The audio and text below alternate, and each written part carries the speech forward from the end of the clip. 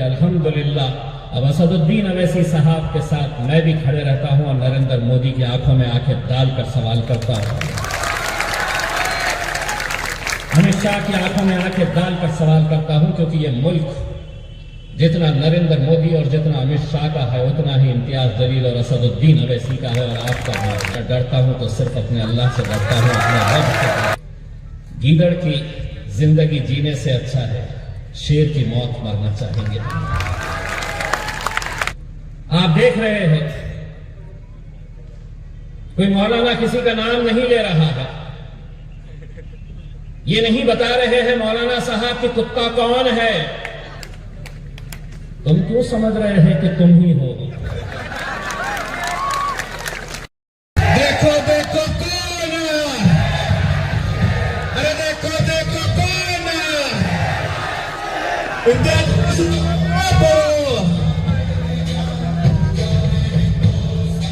अस्सलाम वालेकुम वरहमतुल्लाहि वबरकातुहू। वक्त कम है, बोलना बहुत कुछ है।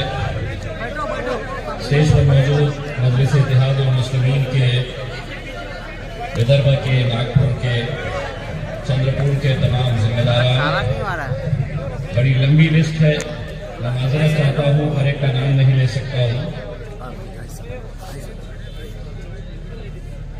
कई दिनों से ये मांग थी कि मजलिस इत्तेहाद उल मुस्लिमीन ने चंद्रपुर को आना चाहिए। इससे पहले पूरा प्रोग्राम तय हो गया था और यहाँ के लोगों ने, खुसूसन हमारे चंद्रपुर के जितने जिम्मेदार हैं, अमान अहमद साहब, शाहिद शेख साहब, अजहर शेख साहब, ये सभी लोगों ने बहुत मेहनत की थी कि 2 दिन पहले तक मुझे भी यकीन नहीं था, मुझे भी पता नहीं था कि मैं चंद्रपुर जा सकूंगा क्या इस बार भी। लेकिन हमारी विदर्भा की टीम, निसार साहब, शाहिद भाई, जावेद भाई, ये लगातार मुझे फ़ोन करते रहे और उन्होंने कहा कि साहब ये विदर्भा की बहुत अच्छी टीम है, बहुत अच्छी मेहनत करती है और आप किसी तरह से आइएगा। मेरी वालदा का इंतकाल हुआ, 2 साल हो गए। मेरी बड़ी खाला वो हॉस्पिटल में क्रिटिकल कंडीशन के अंदर एडमिट है। मैं रात में काफी देर तक हॉस्पिटल के अंदर था।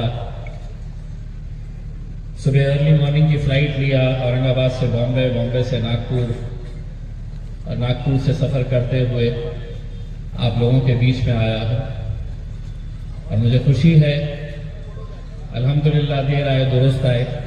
लेकिन जो नौजवानों का जोश देखा मैंने, मेरी माँओं और बहनों को मैंने यहाँ पर देखा तो बड़ी खुशी हुई। मेहनतें जब करते हैं तो इसका मकसद यही होता है कि अपनी जमात को मजबूत करे, अपने अंदर अपनी क़यादत को तैयार करे। आपको पता है कि बस कुछ दिन बचे हुए हैं, मित्रों का फरमान आने वाला है। 400 का ख्वाब देख रहे हैं और हो ये रहा है, जैसे ही मैं मैदान छोड़ के निकलता हूं मेरे शहर का, हिंदुस्तान के पूरे डाकुआ वहां पर पहुंच जाते हैं। मेरे एमपी की सीट के ऊपर डकैती डालने के लिए सारी कोशिशें कर रहे हैं। ये सीट इस बार हराना है, औरंगाबाद से मजलिस को हटाना है। मैं उनको सिर्फ इतना कहना चाहूंगा, जिस मजहब के ऊपर मैं यकीन रखता हूं, जिस मजहब को मैं मानता हूं, उसमें यह कहा गया है तो इज़्ज़ मन तशा व ज़िल्ल मन तशा, इज्जत का और जिल्लत का देने वाला खुदा है। तुम पूरी कोशिशें कर लो। 2019 के अंदर जितना बड़ा जश्न मनाया गया था, उससे 4 गुना ज्यादा जश्न 2024 में मनाया जाएगा। और ये मैं इसलिए कह रहा हूं कि मैं पिछले 10 साल से आवाम के बीच में हूं। जब पहली मर्तबा 2014 के अंदर मजलिस मैदान में उतरी तो शिवसेना वाले ये प्रचार करते थे कि हिरवा पाइजे का भगवा पाइजे। शिवसेना वाले ये प्रचार करते थे कि खान पाइजे का बान पाइजे।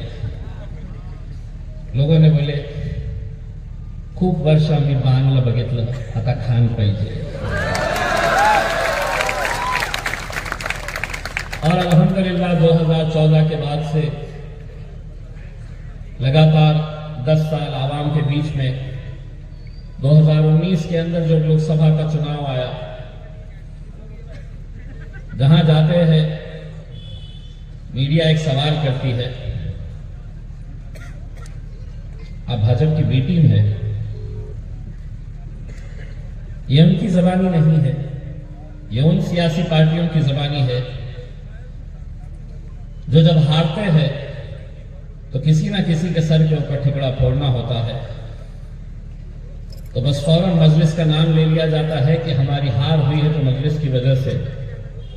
आज एक बार फिर से चंद्रपुर की इस सरजमीन से मैं तमाम उन लोगों को जो मजलिस के ऊपर ये उंगलियां उठाते हैं, ये इल्जाम लगाते हैं, 2019 के अंदर मजलिस में पूरे मुल्क में, पूरे हिंदुस्तान के अंदर कितने सीटें लड़ी थी।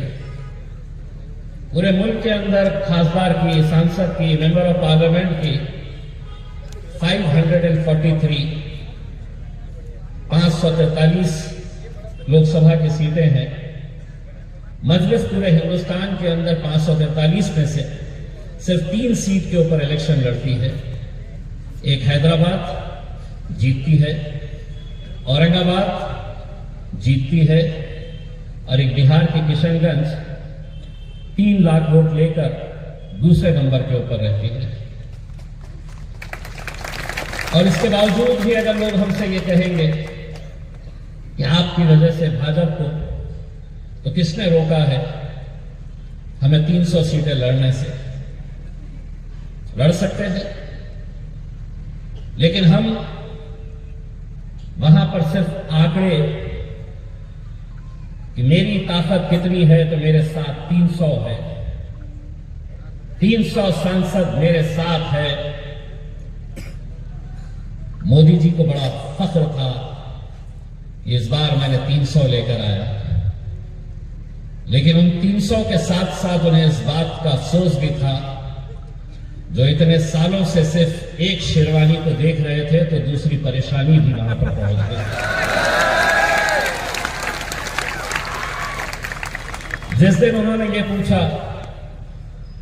कि अपने 300 तो आ गए, तो उनके साथ एक सांबा भी रहता है, तो मोदी जी ने सवाल किया, अरे वो सांबा उनके कितने आए हैं? तो उसने कहा, सरकार वो 2 है, वो 2 है, लेकिन अल्हम्दुलिल्लाह 300 पे भारी है। इसीलिए ये जरूरी नहीं है कि तुम 100 ले जाओ, 50 ले जाओ, 150 ले जाओ, 200 ले जाओ। बोलने वाले चाहिए, डट कर खड़े रहने वाले चाहिए। आज के इस दौर के अंदर बड़ी हिम्मत लगती है, बहुत हिम्मत लगती है आज के इस दौर के अंदर। इस हुकूमत के खिलाफ अगर कोई कुछ कहता है तो उनका हश्र कैसा किया जाता है, उन्हें कहां पहुंचाया जाता है, ये हम सब देख रहे हैं। लेकिन अल्हम्दुलिल्लाह ये आप लोगों की दुआओं का नतीजा है, मेरी माओं का, मेरी बहनों का, मेरे बुजुर्गों का और मेरे नौजवानों की ताकत है कि अल्हम्दुलिल्लाह अब असदुद्दीन अवैसी साहब के साथ मैं भी खड़े रहता हूं और नरेंद्र मोदी की आंखों में आंखें डालकर सवाल करता हूं, अमित शाह की आंखों में आंखें डालकर सवाल करता हूं, क्योंकि ये मुल्क जितना नरेंद्र मोदी और जितना अमित शाह का है उतना ही इम्तियाज जलील और असदुद्दीन अवैसी का है और आपका है। यह अलग बात है कि सरकार तुम्हारी आ गई, यह अलग बात है कि हुकूमत तुम्हारी बन गई, दौर बदलते देर नहीं लगती है, वक्त बदलते देर नहीं लगती है। कहां थे तुम, कहां आ गए, क्या बेचते थे तुम? क्या बेच रहे हैं? लेकिन अगर तुम ये समझेंगे कि हम दूसरी पार्टियों की तरह कमजोर है, हम डरेंगे, हम तुमसे घबराएंगे, तुम एजेंसीज हमारे पीछे लगाएंगे, तो मोदी जी एक बात सुनिए, डर मुझे भी लगता है, यकीनन डर मुझे भी लगता है, लेकिन तुम्हारी पार्टी और तुम्हारी ये औकात नहीं मुझे डरा सके। मैं डरता हूं तो सिर्फ अपने अल्लाह से डरता हूं, अपने रब से डरता हूं। मरना सबको है, जाना सबको है, लेकिन गीदड़ की जिंदगी जीने से अच्छा है शेर की मौत मरना चाहेंगे। कैसे हालात हैं आज इस मुल्क के आप अच्छी तरह से जानते हैं। आप देख रहे हैं कोई मौलाना किसी का नाम नहीं ले रहा है, ये नहीं बता रहे हैं मौलाना साहब कि कुत्ता कौन है। तुम क्यों समझ रहे हैं कि तुम ही हो?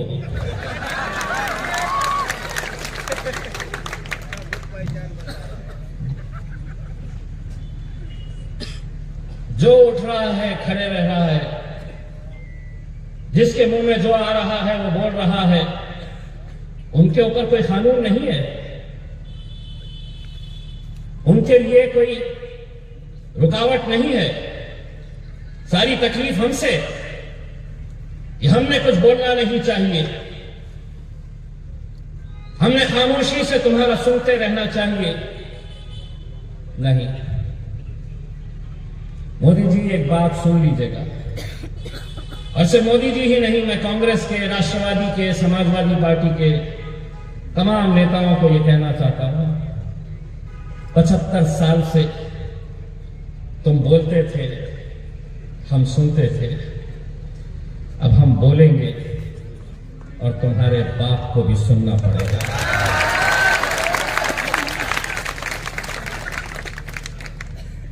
अगर वैसे ही उन्हें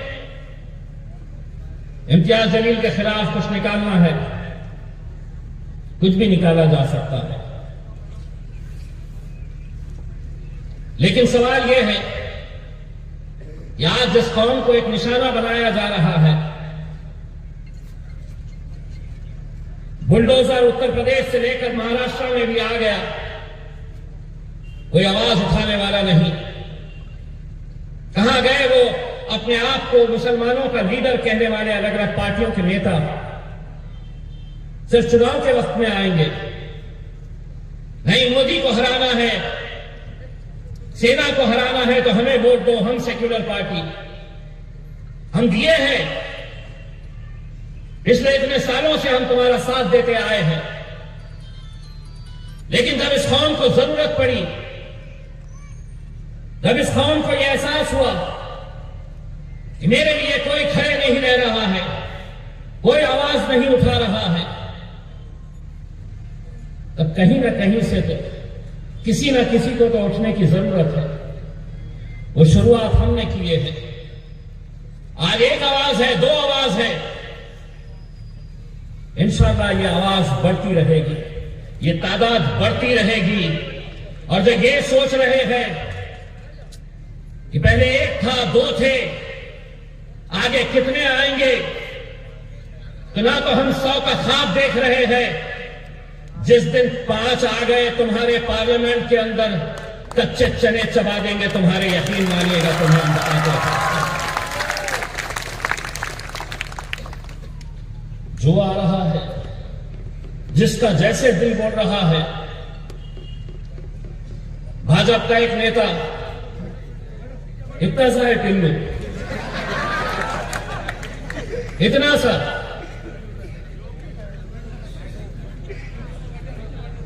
अगर उसको मेरे सदर के बाजू खड़े कर दूं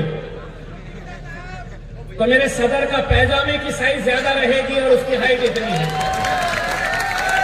और वो हमको कहता है कि इनको पाकिस्तान भेज दो। सुन, जब ये मुल्क का बंटवारा हुआ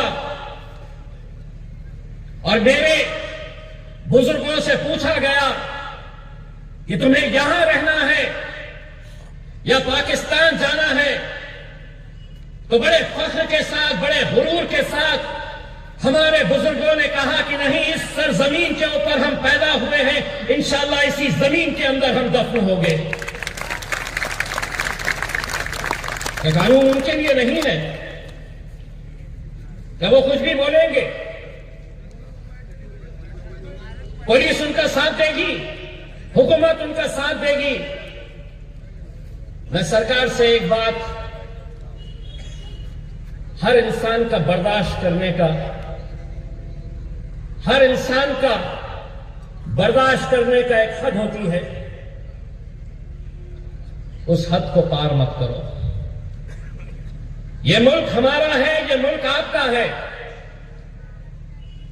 मेरा कायद अगर पार्लियामेंट के अंदर खड़े रहकर ये कहता है कि हां, हम पुरुषोत्तम राम का आदर करते हैं, लेकिन हम नथुराम का आदर नहीं करते हैं, क्या गलत कहा हमने? और फिर उसके हमारे जाने के बाद एक मोहतरमा खड़े होती है,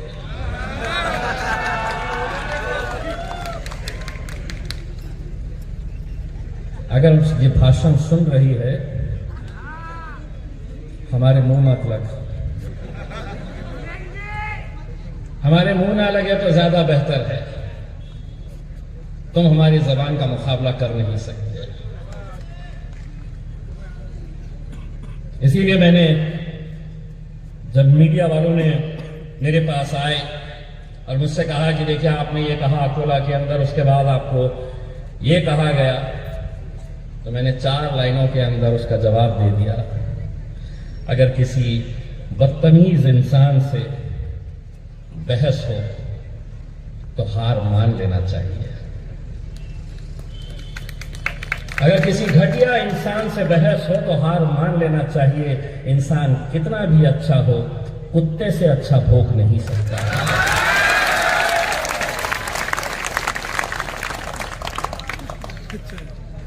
लीजिए,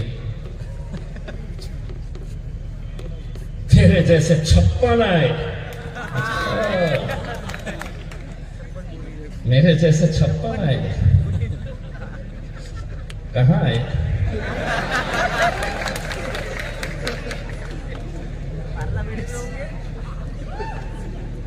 अगर इम्तियाज जलील में हिम्मत है तो आ अमरावती से आके लड़के दिखा।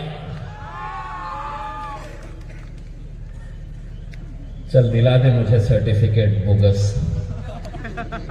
जिस तरह तुमने हासिल किया।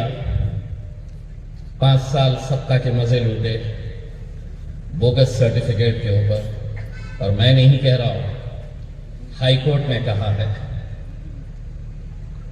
तो आप मुझसे कह रहे हैं कि मैं वहां पे तैयार है। मैंने पहले भी कहा था कि आगाज तुमने किया है, अंजाम तक हम लेकर जाएंगे। ये वो जमात नहीं है जो खामोशी से वो सुन लेगी तुम्हारा जो कहना है। यकीनन हम बोलेंगे और बोलते रहेंगे। मजलिस वो जमात है जो गूंगों को भी बोलना सिखा देती है। मेरे सामने आज जब शाहिद नूरा साहब बात कर रहे थे, आज से 7 साल पहले जावेद भाई जब आए स्टेज के ऊपर, ये कारोबार करने वाले नौजवान लड़के, मैं उस वक्त आमदार था, नागपुर जाता था, इन लोगों से मुलाकात हुई, मैंने इनको समझाया कि नहीं, यहां से मुझे नहीं आना है, हमें लीडरशिप अगर खड़ी करनी है तो आप लोगों की लीडरशिप यहां पर खड़ी करनी है। आप लोगों को यहां पर लीडर बनाना चाहते हैं। आज कैसे हालात से हम गुजर रहे हैं, अगर कोई ये कहेगा ये देश सबका है, यहां पे रहने वाले पूरी दुनिया के अंदर अगर सबसे खूबसूरत कोई देश है तो वो मेरा भारत देश है। और बड़ा फख्र है मुझे इस बात का कि देश के अंदर हिंदू रहते हैं, मुसलमान रहते हैं, दलित रहते हैं, सिख रहते हैं, क्रिश्चियन है, सभी लोग रहते हैं। रंग बिरंगे फूलों का गुलदस्ता है मेरा भारत देश। और अगर उस देश के अंदर तुम मुझसे ये कहेंगे इस देश में रहना है तो तुम्हें किसी एक जाति का नारा लगाना पड़ेगा। एक बात सभी राजनीतिक पार्टियां ये अच्छी तरह से सुन ले, अगर इस देश के अंदर रहना है तो जय संविधान कहना होगा। ये देश चलेगा तो सिर्फ संविधान के हिसाब से चलेगा। हुकूमतें आएगी, हुकूमतें जाएगी, लेकिन आज संविधान को ही बदलने की कोशिश हो रही है। सबसे ज्यादा निशाने के ऊपर उन्हें लग रहा है कि तुम है। 2024 के बाद देखिए, सबसे ज्यादा अगर निशाने के ऊपर किसी को रखा जाएगा तो कीर्ति मैडम, ये सच्चाई है कि 2024 के बाद सबसे बड़े निशाने के ऊपर दलित समाज रहेगा। इनका दलितों को निशाना बनाया जाएगा। हमने पढ़ना नहीं, हमको रिजर्वेशन नहीं, हमारी स्कॉलरशिप खत्म कर दो, हमें नौकरियां मत दो, ऐसे ऐसे कानून लेकर आने वाले हैं। लेकिन इनका मकसद यही है कि कभी ना कभी तो ये झुकेंगे, कभी ना कभी तो इन्हें हार माननी पड़ेगी। तो एक बात अच्छी तरह से भारतीय जनता पार्टी और उनके लगवे भगवे सुन लो, आखिरी सांस तक हम जमहूरी तर्ज के ऊपर लड़ते रहेंगे, लड़ते रहेंगे और लड़ते रहेंगे, लेकिन तुम्हारे सामने कभी सर झुकाएंगे नहीं, बिल्कुल नहीं झुकाएंगे हम। ये इख्तियार मुझे डॉक्टर बाबा साहब अंबेडकर के उस संविधान ने दिया है। बनाइए आपको जो करना है आप करिए, लेकिन अगर किसी मजलूम की, किसी गरीब की हाय लगी तो आप सोचिए, मुंबई के मीरा रोड के ऊपर जब गरीब बस्ती के ऊपर छोटे छोटे कारोबार करने वाले यूट्यूब के ऊपर एक हजरत का इंटरव्यू है, बुजुर्ग, दाढ़ी टोपी, 75 साल 80 साल का शख्स होगा, बुलडोजर आई, 30 साल से छोटा सा एक गैरेज चलाकर अपनी रोजी रोटी कमाने वाला वो शख्स रोते हुए बयान दे रहा है कि मेरे घर में कोई नहीं है, एक बच्चा है, चंद मिनटों के अंदर ही मेरे कारोबार को खत्म कर दिया गया, जमीन दोस्त कर दिया गया, क्या कसूर है उसका? और कब तक यह हुक्मशाही तुम्हारी चलती रहेगी? एक बात अच्छी तरह से समझ लो, आज ताकत है तुम्हारे पास, यकीनन है, बहुत बड़ी बड़ी ताकतों के ऊपर तुम्हारा घमंड है, गुरूर है, लेकिन एक बात यह भी सच्चाई है कि ताकतें तुम्हारी है पर खुदा हमारा है। कभी ना कभी तो इंसाफ मिलेगा, मायूस होने की जरूरत नहीं है। नौजवानों, मायूसी कुफ्र है, जीना है, डट के खड़े रहना है। अगर मेरे कायद बैरिस्टर असदुद्दीन अवैसी साहब ने इन नौजवानों को कुछ सिखाया है तो कश्मीर से कन्याकुमारी तक हर नौजवानों को उन्होंने बताया है कि कितने भी जुल्म सितम हो जाए, कितने भी तकलीफें आ जाए, तुम्हें इस मुल्क के अंदर सर ऊंचा करके और सीना चौड़ा करके चलना है, किसी के आगे झुकने की जरूरत नहीं है। लेकिन मैं आपको बताऊं कि दो ही है हम, पूरी ताकतें जुटा रहे हैं, पूरी ताकतें। मेरे औरंगाबाद शहर के अंदर गैरों की जरूरत नहीं है। हमारी क़यादत इस मुल्क से अगर खत्म हुई है तो कोई गैर इसके लिए जिम्मेदार नहीं है। मुसलमान को हमेशा मुसलमानों ने हराया है। वो मुसलमान जिन्होंने अपनी कुर्सी की खातिर इस कौम का सौदा करते आए हैं। इलेक्शन आया, इन्हें बांट दो। एक नेता ने कहा था, कांग्रेस के एक लीडर ने कहा था कि इस कौम को एक बिरयानी की प्लेट में हम खरीद सकते हैं। यह सोचने वाली बात है, वरना क्या वजह है कि जिस औरंगाबाद शहर से इम्तियाज जलील चुनकर आया है, पिछले 40 साल पहले एक मुस्लिम एमपी आया था, 40 साल इंतजार करना पड़ा। और जब हम खड़े हुए इलेक्शन के अंदर तो कांग्रेस वालों ने कहा कि अब शिवसेना बड़ी आसानी के साथ जीत जाएगी, ये वोट काटने के लिए आए हैं। उस वक्त शिवसेना और भाजपा का गठबंधन था। हमारे ऊपर फिर वही इल्जाम लगाना शुरू कर दिए। मैंने अपने नौजवानों से कहा कि वोट देते किसको थे, तुमने कभी भाजपा को दिए? तो किसी ने हाथ ऊपर नहीं करा कि मैं भारतीय जनता पार्टी को या शिवसेना को दिया हूं करके। यानी कि देते थे कांग्रेस को, देते थे शरद पवार की एनसीपी को, लेकिन जीत कर आती थी वहां पर शिवसेना और भारतीय जनता पार्टी। वैसे भी आपका वोट जाया जा रहा था। मैंने अपने नौजवानों से कहा कि एक बार मुत्तहिद हो तो सही, एक बार एक ताकत बनकर खड़े रहो तो सही, एक बार एक धक्का लगाओ तो सही। अल्हम्दुलिल्लाह ऐसा धक्का लगाए कि 20 साल के शिवसेना के खासदार को उस जगह से उखाड़कर फेंका और मजलिस ने वहां पर अपना हरा झंडा लहराया। वो इलेक्शन खत्म हुआ, कॉरपोरेशन का इलेक्शन आया तो शरद राव आए और आकर बोले कि जो खासदार निवडून आलेला है ना, ये एक्सीडेंट होतो, ये एक्सीडेंट था जिसकी वजह से ये चुनकर आया। मैं भी मजलिस का हूं, मैं कहां खामोश बैठता। मैंने कहा कि पवार साहब, अब जहां जहां पर भी इलेक्शन होंगे इस तरह के एक्सीडेंट्स होते रहेंगे इंशाअल्लाह। अभी तो ये हाल है। भाजपा वाले रहते हैं हर कौम के अंदर, बिकाऊ आइटम रहते हैं, हमारे पास भी है, मिल रहा है तो मांझा ले रहे, इधर से भी जमा कर रहे, उधर से भी जमा कर रहे हैं। मकसद यही है इम्तियाज जलील को। और कौन लोग हैं जो सिक्के बाजारों में चल ना सके, जो सिक्के बाजारों में चल ना सके, अब वो कमियां ढूंढ रहे हैं मेरे शहर में, मेरे किरदार पर।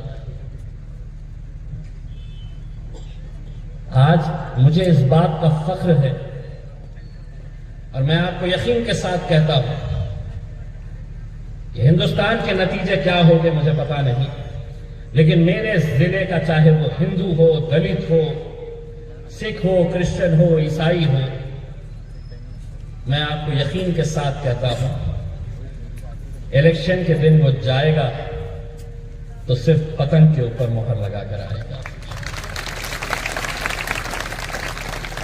और ये खुली चुनौती है। बहुत बड़े बड़े नेता है तुम्हारे पास, मोदी जी वहां पर आकर ताल ठोक कर बैठ जाइए, दूध का दूध और पानी का पानी हो जाएगा जब नतीजे आएंगे तो इंशाअल्लाह। क्योंकि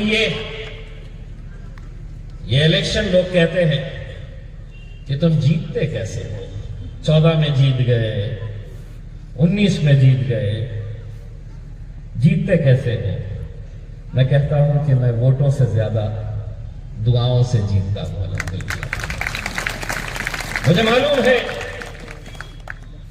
कि आप लोग मुझे वोट दे नहीं सकते हैं, आपका वोट वहां पर नहीं है, लेकिन उस 2019 के इलेक्शन के अंदर मुझे यकीन है कि माओ ने जब दुआओं के लिए हाथ उठाया था तो उन दुआओं के अंदर इम्तियाज जलील का भी नाम आपने लिए थे, और उसी दुआओं का नतीजा है कि अल्हम्दुलिल्लाह जिसने कभी कुछ सोचा नहीं था कि यहां से कोई जीत कर आ सकता है, तो वहां पर हमने अपनी जीत दर्ज कराई थी। अगर हम वहां करवा सकते हैं तो यहां कौन सी तकलीफ है आपको? ऐसा क्या मुश्किल है यहां पर? अरे क्या क्या नहीं हो रहा है आपके साथ? अभी कुछ दिन पहले मैं नांदेड़ गया था। नांदेड़ गया, बहुत बड़ी सभा थी, नौजवान लड़कों का जोश था, बहुत कामयाब सभा रही। दूसरे दिन मीडिया वाले जाके अशोक चौहान से पूछे, देखिए इम्तियाज जलील आए थे, एमआईएम वाले, इतनी बड़ी सभा हुई, इतने सारे लोग गए थे। उन्होंने कहा कि वो बीजेपी को मदद करने आए होंगे। कुछ दिनों के बाद कहां चले गए? सीधा बीजेपी की गोद में जाकर बैठ गए। मोदी जी बहुत साफ छवि के वजीर आजम है, ले लो, कल चला दिन भर। बोलो, इम्तियाज जलील ने मोदी जी को बोला, मैं इशारों में बोलता हूँ, डायरेक्ट नहीं बोलता हूँ, अब इतना होशियार तो हो ही गया हूँ मैं, तुम्हारे रिग्गे में आने वाला नहीं है, कितना भी कर लो। मोदी जी बड़े साफ छवि के वजीर आजम एक दिन भाषण किए,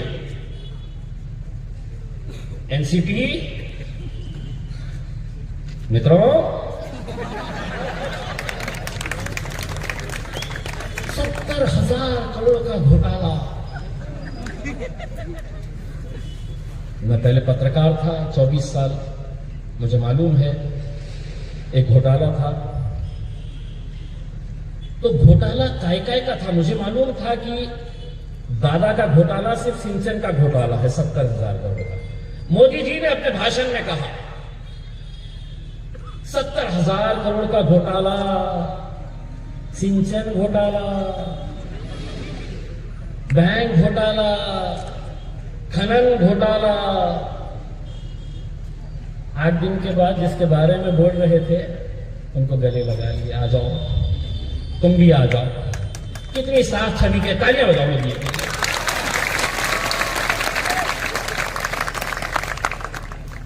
अब मेरे ऊपर केस होता भी नहीं, क्योंकि मोदी जी के लिए मैंने तालियां बजाता जाओ, तालियां। और मैंने कुछ गलत बोला क्या? मैं ये बोला क्या कि वो बहुत गलत छवि के हैं? साफ छवि के हैं मित्रों, बहुत साफ छवि। यहां से 150 किलोमीटर के ऊपर भाजपा के एक दूसरे लीडर है, देवेंद्र फडणवीस साहब। बोले जिस दिन अजीत दादा हमारे हाथ में लग गया तो चक्की पीसिंग, ये उन्होंने बताया। अब ये ऐसी चक्की पीसिंग चल, साथ में बैठे कोई किधर भी चले जाए, कांग्रेस वाला सेना में, सेना वाला भाजपा में, भाजपा वाला एनसीपी में, कोई कहीं पर भी चले जाए, सब जायज। एमआईएम 3 सीट लड़ ली, एक लड़ रहे, किसको फायदा पहुंचा रहे। लेकिन एक तो बात ये लोग भी मानते हैं, 100 सोनार की अभी देखेगा, इतने सारे उनके हैं, पूछो उनके सबके नाम भी पता है क्या? पार्लियामेंट के अंदर आ जाओ, किसी से भी पूछ लो ये कौन है, तो बोलेंगे ये औरंगाबाद से आता है, मजलिस का है, एमआईएम पार्टी से चुनकर आया है, अवैसी साहब की पार्टी का है। किस लिए अपनी पहचान बनाए हमने? क्योंकि हमने वहां पर सच बोलने की हिम्मत रखी, सच बोलने की हमने जुर्रत की। वहां पर हम वहां पर खड़े रहे और हुकूमत से जो मुद्दे जहां जहां पर भी नाइंसाफियां हो रही हैं, उन मुद्दों के लिए हमने आवाज उठाई, खड़े रहे, हमने पीछे नहीं हटे। लेकिन आज मुझे इस बात का अफसोस होता है, क्या वजह है? 48 सीटें महाराष्ट्र की लोकसभा के अंदर 48 एमपी चुनकर जाते हैं।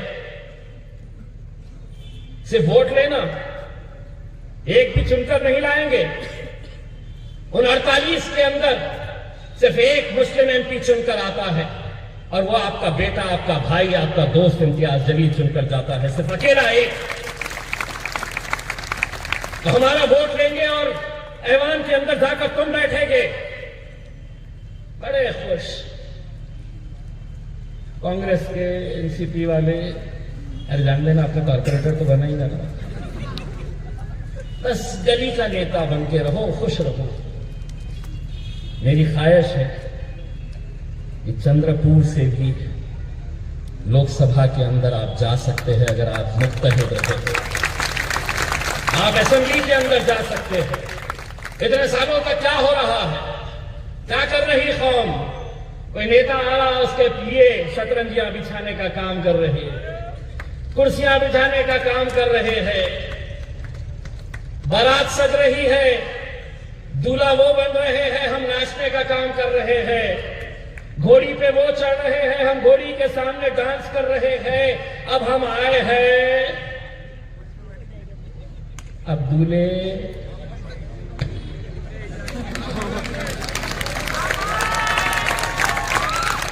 घोड़ी पे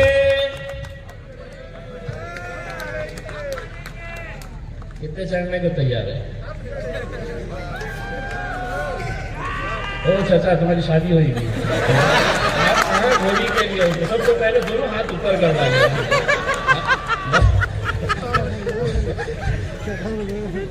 इनकी फोटो निकालो जरा, घर पर भिजाओ।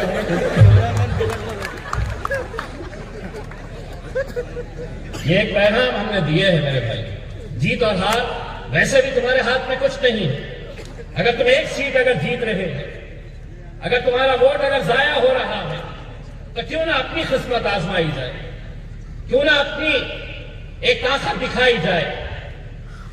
मैं अपनी आवाम को 2014 के अंदर जब लोग मुझे देखते थे और हंसते थे और कहते थे कि ये एमएलए बनेगा, ये तो पूना में रहता है, 28 दिन पहले आया है औरंगाबाद के अंदर और कहता है कि मैं इलेक्शन लड़ूंगा और इलेक्शन जीतूंगा, मैं उन लोगों को ये कहता था कि जीत और हार का जो भी फैसला है हम अपने रब पर छोड़ेंगे, हम सिर्फ मेहनत करने का काम करेंगे, हम शिद्दत से मेहनत करने का काम करेंगे।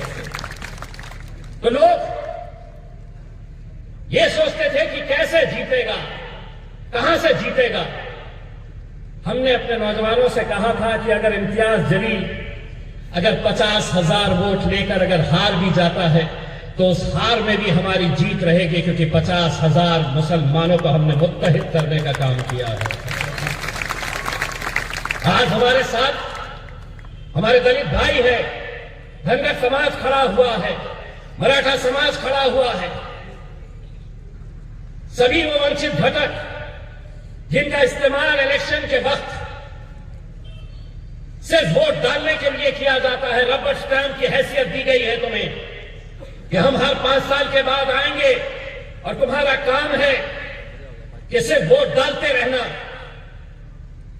कभी टुकड़ों में बांट दिया जाता है, कभी फिरकों में बांट दिया जाता है, कभी जमातों में बांट दिया जाता है, कभी पैसे से खरीदने की कोशिश की जाती है।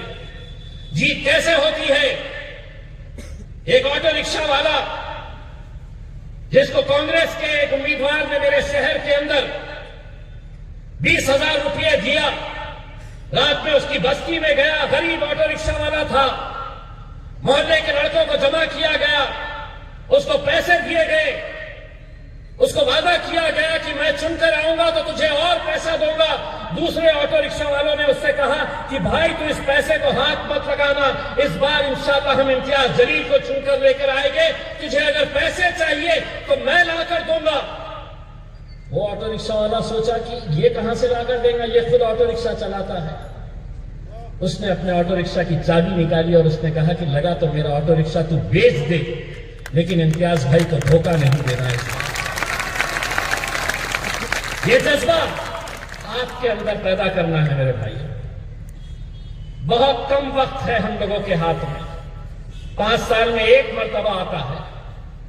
और मैं क्या चाह रहा हूं, आप ही में से मैं किसी को चाहता हूं कि जो विधानसभा के अंदर जाए, जो लोकसभा के अंदर जाकर बैठे। आज हमारे मजहब के फैसले उन्हीं ऐवानों के अंदर लिए जा रहे हैं। हमारी माएँ, हमारी बहनें नकाब पहनेगी या नहीं पहनेगी, हमारी बच्चियां कॉलेज को अगर जाएगी तो हिजाब पहनेगी या नहीं पहनेगी, ये सब फैसले उन ऐवानों के अंदर लिए जा रहे हैं। और अगर तुम्हारी नुमाइंदगी ही वहां पर नहीं रहेगी तो सोचिए आने वाला वक्त कैसा रहने वाला है मेरे भाइयों। ये आप लोगों को सोचने की जरूरत है। इतनी बड़ी तादाद के अंदर जब महिलाएं रात में 10 बजे तक बाहर निकल कर आती है तो शहर के अंदर इनकलाब होता है। ये इस बात की गवाही दे रहा है। इतनी सारी मेरी माएँ और बहनें यहां पर आई हैं। ये आपकी जिम्मेदारी है, ये हमारा मुस्तकबिल का सवाल है। हमारे भी बच्चे पढ़ना चाहते हैं, हमारे भी बच्चों का मुस्तकबिल अच्छा होना चाहिए, हर माँ बाप की ख्वाहिश होती है। लेकिन आज मुल्क के हालात ऐसे हो गए कि पहले इन नौजवानों को किसी जुर्म से जोड़ दिया जाएगा, तालीम से मोड़ दिया जाएगा। मेरे दोस्तों, हाथ से हाथ की जंजीर बनाकर चलो, वरना धागे की तरह तुम तोड़ दिए जाओगे। धागे की तरह तुम तोड़ दिए जाओगे अगर अब भी नहीं संभले तो। मुझे यकीन है कि आप लोग अपनी दुआओं से नवाजेंगे। और बहुत साल लग गए यहाँ पे आते हुए, बहुत देर से दर पे आंख लगी थी, हुजूर आते आते बहुत देर कर दी। अब आए हैं तो इतना वादा करके जाता हूं, इंशाअल्लाह दोबारा जब आऊंगा तो आपका सीना भी फख्र से चौड़ा होगा कि इस इम्तियाज जलील को दोबारा जिताने के अंदर मैंने भी सिजदों में अल्लाह से दुआएं मांगी थी कि अल्लाह इम्तियाज जलील को दोबारा कामयाब कर दे। सारी ताकतें एक तरफ, सारी कोशिशें एक तरफ, सारे हथकंडे, सारी साजिशें एक तरफ, मेरा रब, मेरी दुआएं मेरी जीत की गवाही देंगी। बहुत बहुत शुक्रिया। वाखिर दावाना अल्हम्दुलिल्लाह।